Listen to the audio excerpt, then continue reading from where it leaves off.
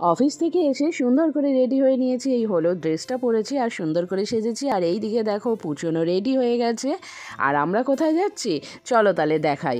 আমরা এইদিকে রেডি হয়ে রাস্তায় বেরিয়েও গিয়েছি, আর পেছনে বাবা আর মা আসছে, আমরা 4 জন মিলেই যাচ্ছি। দেখতে পাচ্ছ দূরে বাস দিয়ে ব্যারিকেড করে ঘেরা। হ্যাঁ, আমরা যাচ্ছি হচ্ছে নরনারায়ণ সেবাতে। আমাদের বাড়ির সামনে যে শিব মন্দিরটা আছে না, সেই শিব মন্দিরে শিব পুজো উপলক্ষে নরনারায়ণ সেবার আয়োজন করা হয়েছে। এইখানে আমরা যারা পাড়ার লোক তারা তো চাঁদা দিয়েছি, তার সাথে চাল আলু এই সমস্ত কিছু দিয়েছি। তারপরে এই দেখো এইখানে এখন খেতে বসেছি। তো এইভাবে প্রথম, মানে এর আগে আমি পুজোর প্রসাদ অনেকে খেয়েছি, তো সেখানে চেয়ার টেবিলে বসে খেয়েছি, কিন্তু এই রকমভাবে প্রথম রাস্তায় বসে খিচুড়ি খাওয়ার অভিজ্ঞতা আমার এর আগে ছিল না। বেশ ভালো লাগছিল, কত মানুষ বসে খাচ্ছিল যেন। আর শুধু আমাদের পাড়া না, সেই কোথাও দূর দূর থেকে এসেছে। আর এইখানে প্রত্যেক বছর এইভাবেই ঠিক খিচুড়ি খাওয়ানো হয় রাস্তার মধ্যে। তো রাস্তাটা তো ঘেরা, বন্ধ আছে 2 দিকে।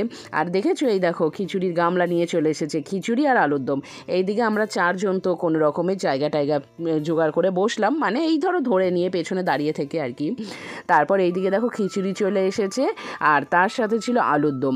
খিচুড়ি আর আলুর দম যাই বলো না কেন, এই যে স্বাদ, সেই নরনারায়ণ সেবা হোক বা শিব বা পুজোর প্রসাদ হোক, শিব পুজো বলে নয়, যে কোনো পুজোর যে প্রসাদের স্বাদ, এই স্বাদটা কিন্তু অন্য কিছুতে থাকে না।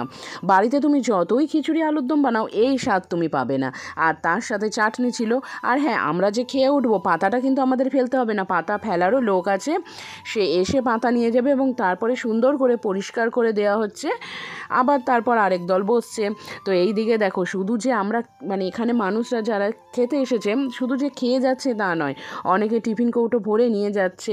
মানে ধরো বাড়িতে কেউ আছে আসতে পারেনি, তো তোমাদের কারো কি এইরকম অভিজ্ঞতা আছে? অবশ্যই